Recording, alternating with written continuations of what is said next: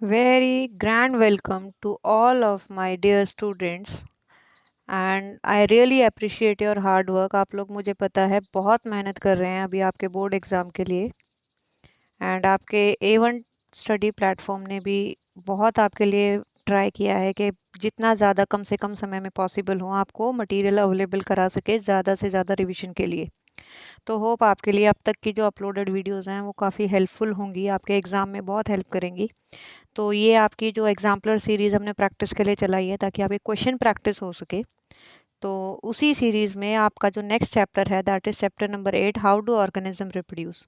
इससे पहले हम लाइफ प्रोसेस और कंट्रोल कोऑर्डिनेशन की आपकी अपलोड कर चुके हैं एग्जाम्पलर प्रैक्टिस की, और ये उसी सीरीज़ में एक नेक्स्ट है। तो इस वीडियो में हम जितने भी मल्टीपल चॉइस क्वेश्चंस हैं वो कवर करेंगे और ट्राई करेंगे कि उसके आगे भी हम कवर कर पाएँ। अगर नहीं होगा तो again we will make one more part जो सेकेंड पार्ट हो जाएगा। ठीक है, चलिए तो लेट्स स्टार्ट विद दिस। और आई होप आप लोग को मेरी वॉल्यूम थोड़ी सी शायद लो भी लगती होगी, बट दिक्कत क्या है कि फैमिली में और बच्चों के आसपास होने के कारण तो I need to speak little bit low. तो इसलिए I really apologize for this thing अगर कहीं पे भी कोई किसी तरह की भी मेरी तरफ से आपको कमी लगती है तो।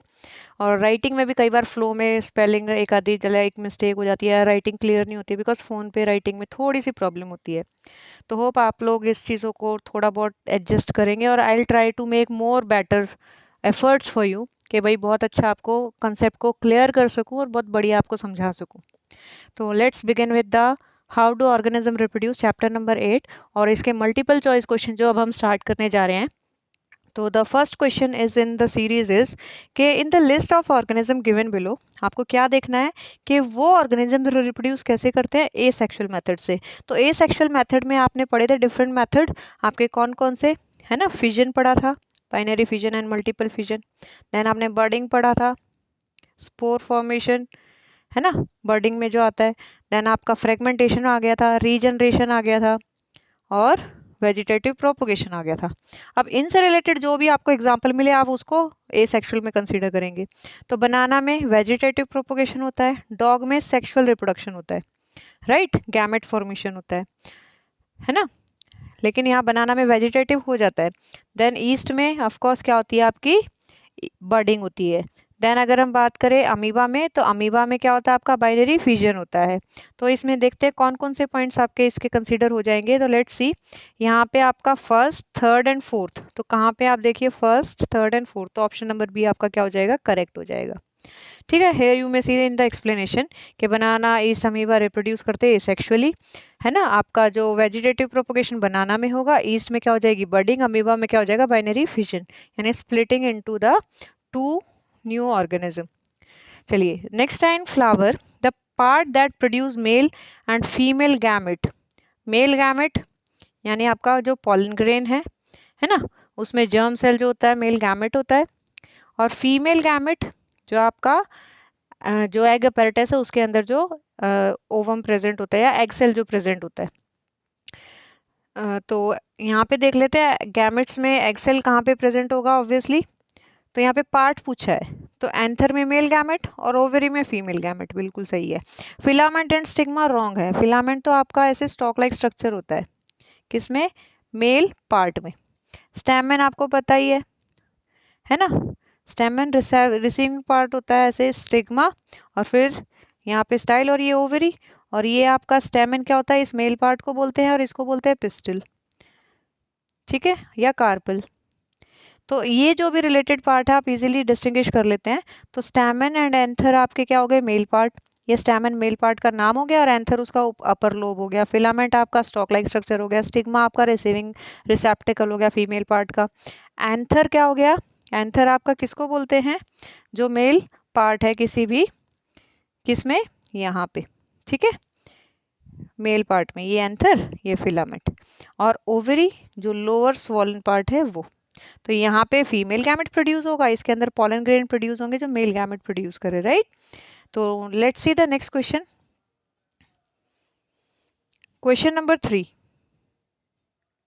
तो क्वेश्चन नंबर 3 में क्या है, विच of the following is the correct sequence of event of sexual reproduction in the flower. अब करेक्ट सीक्वेंस क्या है आप इजीली इसमें चेक कर लीजिए। एक सेकेंड मैं इसको ऊपर कर लूँ, ये कहाँ गया, हाँ ये रहा। तो इसमें सबसे पहले पॉलिनेशन होगा, देन फर्टिलाइजेशन होगा, देन सीडलिंग होगी और देन एम्ब्रियो होगा। नहीं, रॉन्ग है। ठीक है, सीडलिंग, एम्ब्रियो, फर्टिलाइजेशन, पॉलिनेशन नहीं है। पॉलिनेशन, फर्टिलाइजेशन, एम्ब्रियो बनेगा और फिर सीडलिंग बनेगा, ये पॉइंट बिल्कुल सही है। राइट, तो लेट्स सी इन एक्सप्लेनेशन क्या है।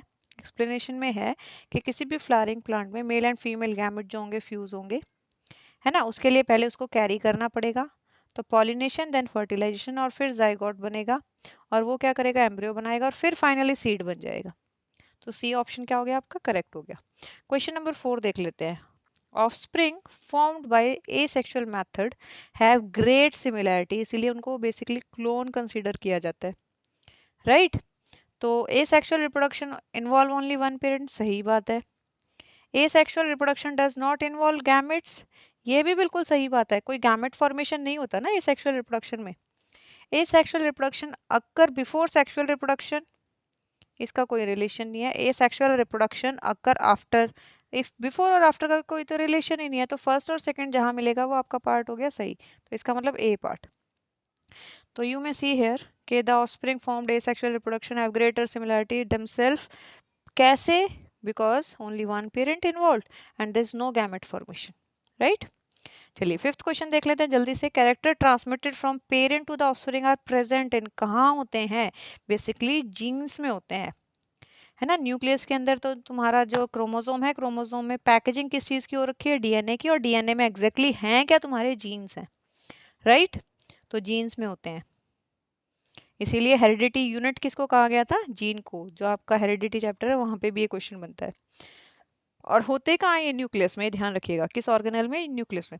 तो character that are transmitted from parents to the offspring during reproduction show, जो कैरेक्टर हैं वो पेरेंट्स से ऑफस्प्रिंग में जो ट्रांसफर किए गए हैं वो क्या शो करते हैं, only similarity with parent, only variation with parent, both similarity and variation with parent, neither similarity nor variation.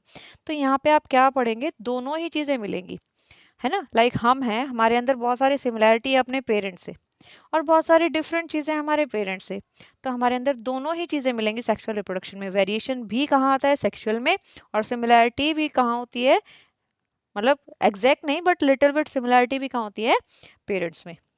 Right, जो डोमिनेंट जीन हमें मिला है वो एक्सप्रेस हो जाएगा, अगर वो मदर वाला है तो मदर से सिमिलैरिटी हो जाएगी, और अगर फादर वाला है तो फादर से सिमिलैरिटी शो करेगा। ठीक है, जो भी जीन हमें जिससे भी डोमिनेंट मिला है उसकी सिमिलैरिटी हमें मिल जाएगी। So a feature of reproduction that is common in amoeba, spirogyra and yeast क्या है, कि ये तीनों asexual mode of reproduction show करते हैं, तो ये है। ठीक है, लेकिन अमीबा में क्या है, बाइनरी फिजन, स्पाइरोगायरा में आपका क्या है, फ्रेगमेंटेशन, और ईस्ट में क्या है, बडिंग है। तो क्या आ जाएगा यहाँ पे, देखो, दे रिप्रोड्यूस एसेक्सुअली, सही बात है।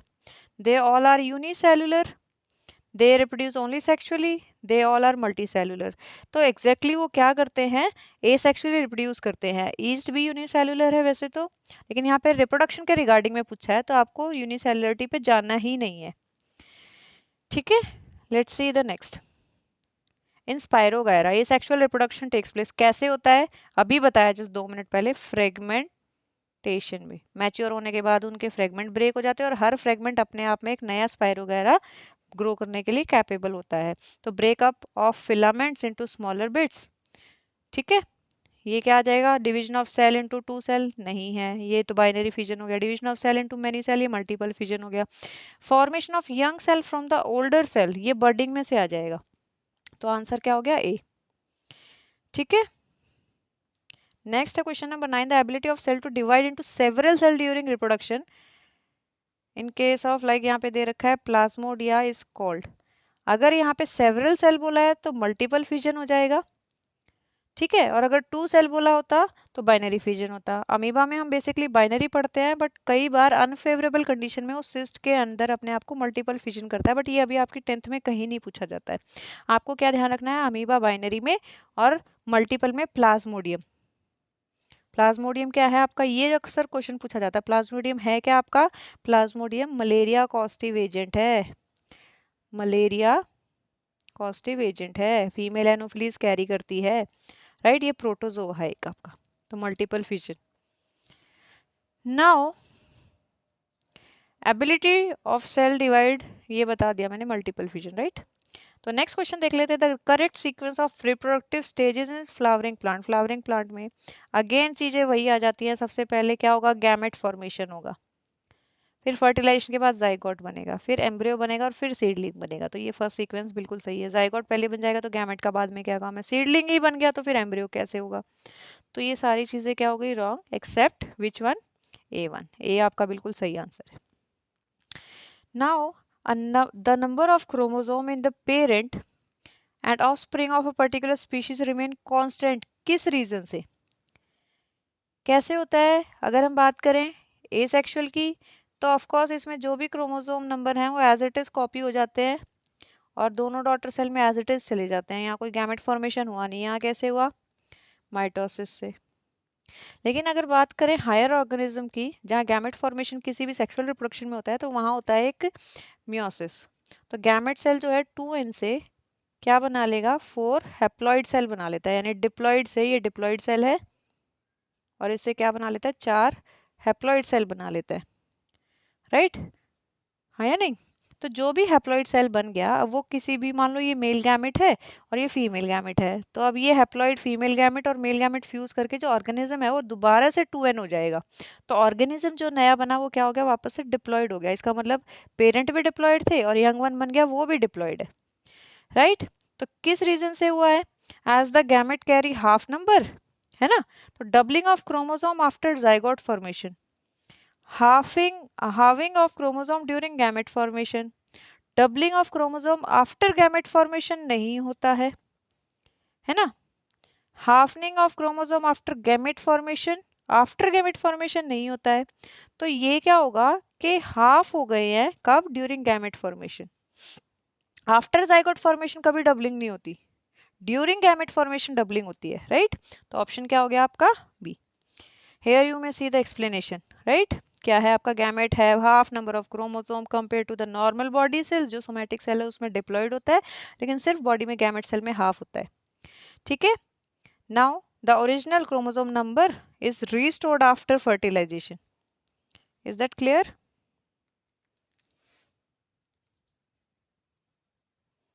नेक्स्ट है आपका Rhizopus tubular thread like structure bearing sporangia at the tip are called, क्या कहलाते हैं। जो आपके राइजोपस है, ब्रेड मोल्ड है, उसमें जो स्पोर लाइक स्ट्रक्चर है, सॉरी ये क्या हो गया, ये क्या कहलाते हैं, हाइफे, ठीक है। एंड ग्रुप ऑफ हाइफे को हम क्या कहते हैं, माइसीलियम। ये ध्यान रखिएगा, जो हमने बुक में ड्रॉ करके ऐसे डायग्राम देखा था ना, तो उसमें जैसे आपको फिलामेंटस स्ट्रक्चर दिख रहे थे, वो रूट जैसे लिखते हैं, लेकिन वो रूट नहीं है एग्जैक्टली, वो क्या है, हाइफे है ना। वो डिजॉल्व जो सब्सटेंस जो बाहर डाइजेस्ट हुआ है उसको एब्जॉर्ब करने में हेल्प करते हैं। और ग्रुप ऑफ हाइफे को हम क्या बोलते हैं, ग्रुप को क्या बोलते हैं, माइसीलियम, राइट। तो नेक्स्ट हम आ जाते हैं, नेक्स्ट पे देखते हैं क्या क्वेश्चन है हमारा। Vegetative propagation refer to the formation of new plant other than reproductive parts के अलावा, जहां से भी कोई भी बिना फर्टिलाइजेशन जो न्यू प्लांट बनने की चांसेस होते हैं, वो वेजिटेटिव प्रोपोगेशन का टाइप होता है। तो स्टेम और रूट से बन सकता है, लेकिन फ्लावर से नहीं। स्टेम रूट और लीफ से हो सकता है, यस। स्टेम फ्लावर फ्रूट से नहीं, रॉन्ग हो गया फर्स्ट और ये। और लास्ट हम देख लेते हैं स्टेम लीफ एंड फ्लावर। तो जहां भी फ्लावर आ जाएगा, फ्लावर तो हमारा रिप्रोडक्टिव पार्ट है ना, तो यहाँ नहीं होगा। तो जहां पे भी फ्लावर नहीं आया, इसका मतलब वो क्या है, आपका पॉइंट करेक्ट है। तो इसका मतलब कौन सा हो गया, स्टेम रूट एंड लीफ वाला, राइट। चलिए नेक्स्ट हम देख लेते हैं, factor responsible for rapid spread of bread mould on the slice of bread are, किस रीजन से होता है। एक तो रीजन है क्योंकि ये large number of spore produce करता है एक समय में। दूसरा है moisture and nutrients in the bread, जो डिकम्पोज कर करके डिजोल्व करके यूज कर लेगा। Then presence of tubular branched hyphae, बिल्कुल सही बात है। राउंड शेप स्पोरेंजिया, इसका कोई रिलेशन नहीं है। तो अब इसमें से हमें क्या देखना है कि कौन से फीचर्स हमारा बोला है इन्होंने कि रैपिड स्प्रेड के लिए रिस्पॉन्सिबल है। तो स्प्रेड के लिए आपका क्या क्या रिस्पॉन्सिबल हो जाएगा, ये देखिए यहाँ पे क्या है कि रिस्पॉन्सिबल कौन कौन सी चीजें हैं।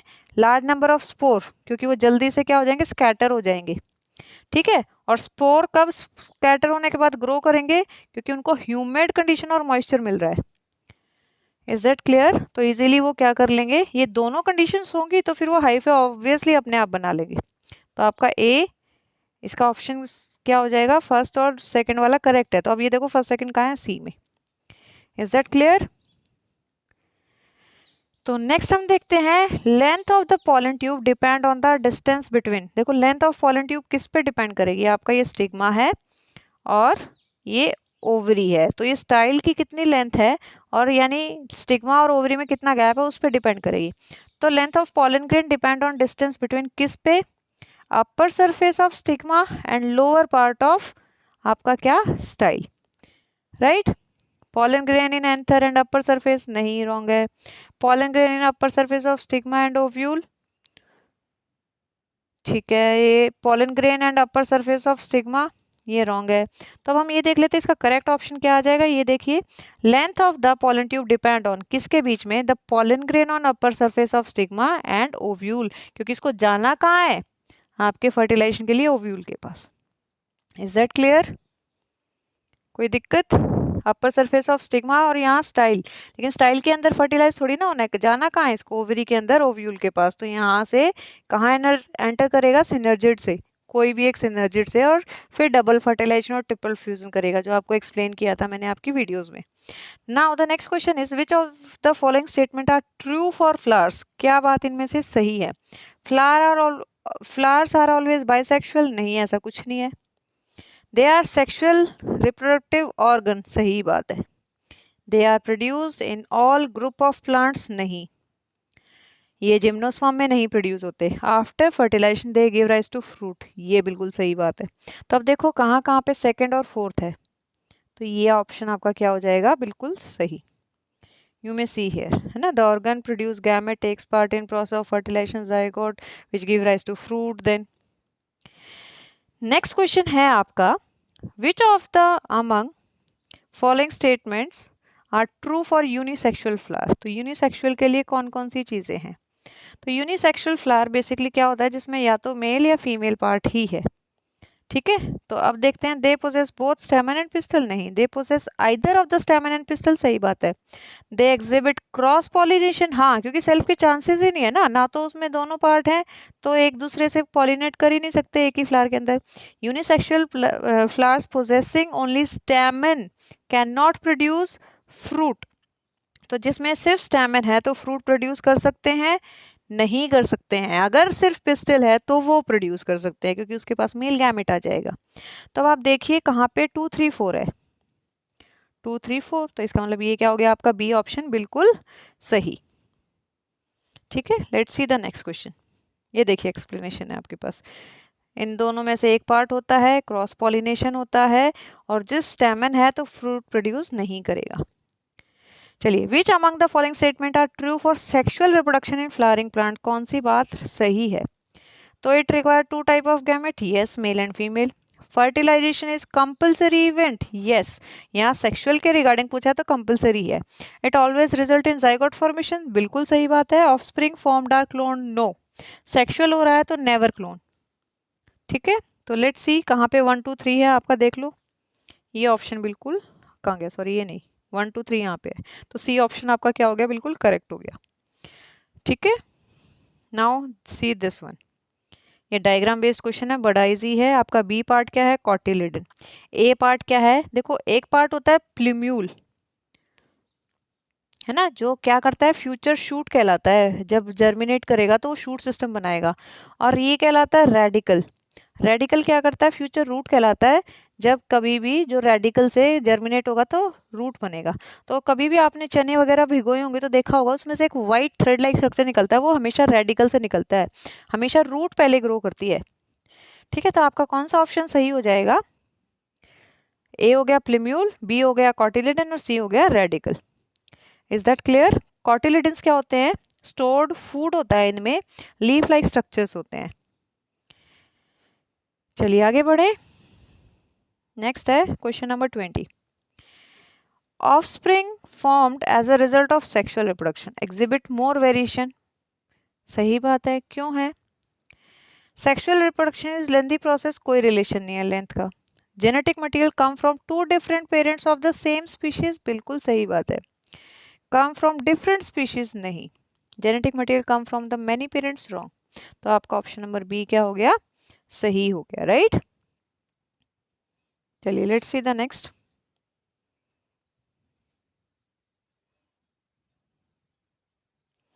21 क्वेश्चन है आपका, reproduction is essential for living organism in order to. देखो लाइफ प्रोसेसेस में आपने कहीं रिप्रोडक्शन नहीं पढ़ा, क्योंकि वो एक स्पेसिफिक इंडिविजुअल की लाइफ सस्टेन करने के लिए ज़रूरी नहीं है, बट वो स्पीशीज को कंटिन्यू रखने के लिए ज़रूरी है।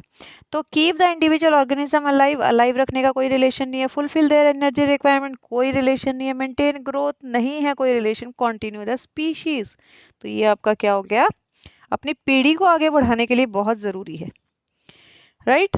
नेक्स्ट है question number 22। During adolescence several changes occur in human body. ठीक है, प्यूबर्टी पे ऑफ कोर्स होते हैं। Mark one change associated with sexual maturation in boys. तो लॉस ऑफ टेथ, इसका प्यूबर्टी से कोई रिलेशन नहीं है। ठीक है, ये प्यूबर्टी से पहले ही हो जाता है। Increase in height of course होता है। क्रैकिंग ऑफ वॉइस मेल में पूछा है, तो ये आपका जो एडम्स एप्पल है और लेरिंग्स का जो स्ट्रक्चरल चेंज है, जिसके कारण उसकी वॉइस क्या हो जाती है, क्रैकिंग, हैवी हो जाती है। वेट गेन, ये दोनों में जनरल है। Increase in height, weight gain, दोनों मेल और फीमेल में जनरल है। इन्होंने स्पेसिफिक पूछा है बॉयज का, तो आपका क्या हो जाएगा, हॉर्स वॉइस या क्रैकिंग वॉइस, राइट।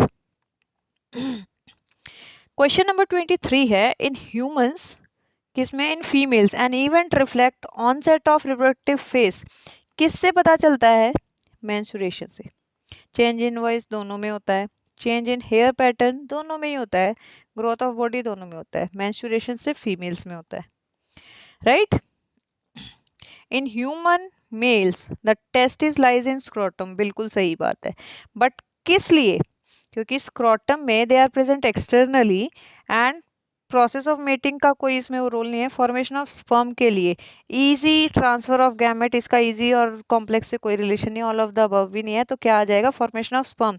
क्यों, क्योंकि स्क्रोटम प्रेजेंट एब्डोमेन से बाहर है, जिसके अंदर वो क्या करते हैं, वो स्किनी पाउच है स्क्रोटम, तो वो बॉडी से जो टेम्परेचर है उससे 1 से 2 या 3 डिग्री तक का टेम्परेचर, जो हमारी बॉडी टेम्परेचर का है, उससे लो रखते हैं। तो लो रखने की वजह से स्पर्म फॉर्मेशन पॉसिबल हो पाता है, right. Which of the following is not the function of testis at puberty. इनमें से कौन सा फंक्शन नहीं है, इसने पूछा है, नहीं है। नॉट और है क्या पूछा है, वो ध्यान से देखिएगा हमेशा। तो फॉर्मेशन ऑफ जर्म सेल है प्यूबर्टी पे of course. Secretion of testosterone है। डेवलपमेंट ऑफ प्लेसेंटा तो मेल में होता ही नहीं है। सिक्रेशन ऑफ एस्ट्रोजन भी मेल में नहीं होता है। तो 3, 4 ऑप्शन आपका नहीं है। तो देखो 3 और 4 कहाँ है, सी पे, राइट। नेक्स्ट है, correct sequence of organs in male reproductive system to transport the sperm. तो कहाँ से रिलीज होता है, ऑफ कोर्स टेस्टिस से होता है। फिर कहाँ जाएगा, वास डिफरेंस से, और फिर यूरेथ्रा तक। ठीक है, यूरेथ्रा से यूरेटर तक नहीं जाएगा, रॉन्ग है। यूरेटर से यूरेथ्रा तक नहीं जाएगा, उसमें वास डिफरेंस का रोल ही बहुत ज़रूरी है, वो है ही नहीं यहाँ। सीधा testis, vas deferens and ureter, ureter से नहीं, आपको इजेक्ट आउट करने के लिए यूरेथ्रा से ही करना पड़ेगा। तो करेक्ट सीक्वेंस क्या हो जाएगा आपका, यूरेथ्रा लास्ट में। नेक्स्ट क्वेश्चन है आपका कि among the following disease which is not sexually transmitted. तो सेक्सुअली ट्रांसमिटेड नहीं है वो पूछा है। तो सिफिलिस है, हेपेटाइटिस है, एड्स है, गोनोरिया है। लेकिन इसने क्या पूछा है, लेट्स सी।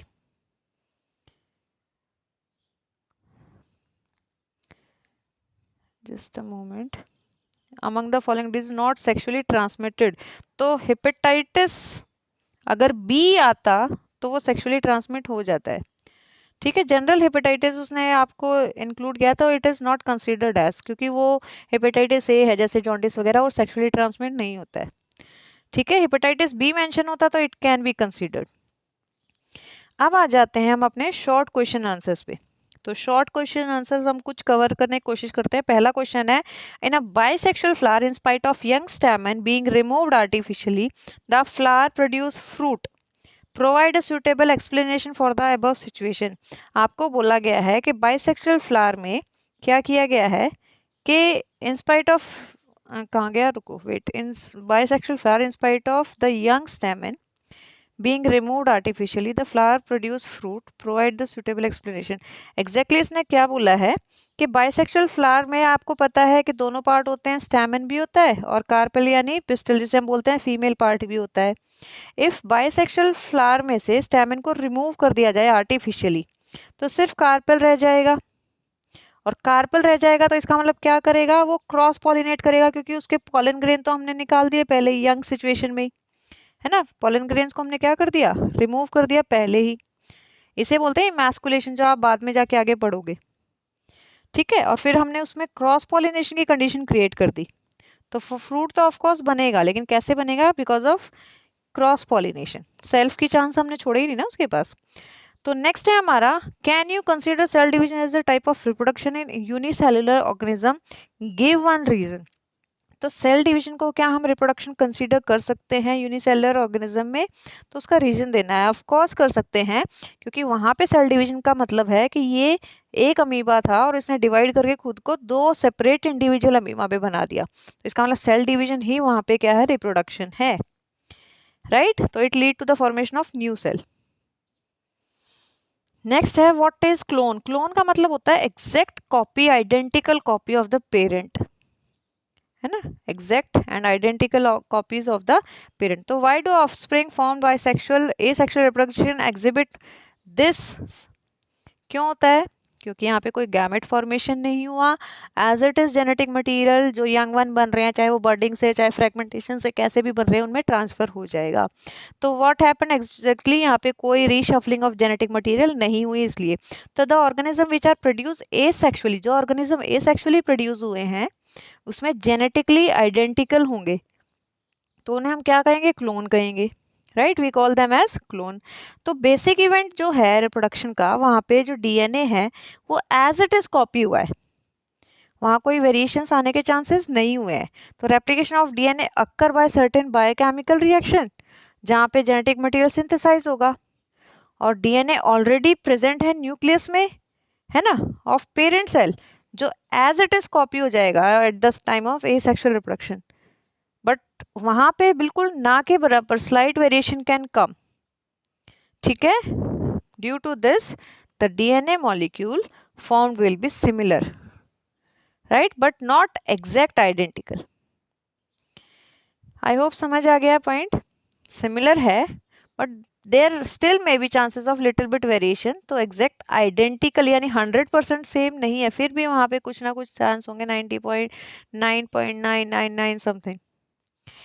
तो explain how offspring and parents of organism reproduce sexually have the same number of chromosome। ये अभी ऑब्जेक्टिव में आया था, मैंने तब आपको बताया था कि ड्यूरिंग गैमेट फॉर्मेशन कौन सी सेल डिवीजन होगी, मियोसिस, है ना, कौन सी होगी, मियोसिस। मियोसिस में क्या होता है, पेरेंट सेल डिप्लॉयड है, वो अपने आप को हैप्लॉइड सेल्स में डिवाइड कर लेगा। हैप्लॉइड सेल यानी गैमेट्स, ये गैमेट्स फर्दर फ्यूज करेंगे और फ्यूज करके क्या बना लेंगे, जाइगोट।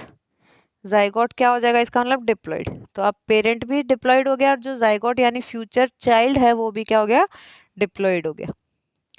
Is that clear. तो फ्यूजन के कारण क्या हुआ, दोनों का एन और एन मिलके क्या बन गए, 2n।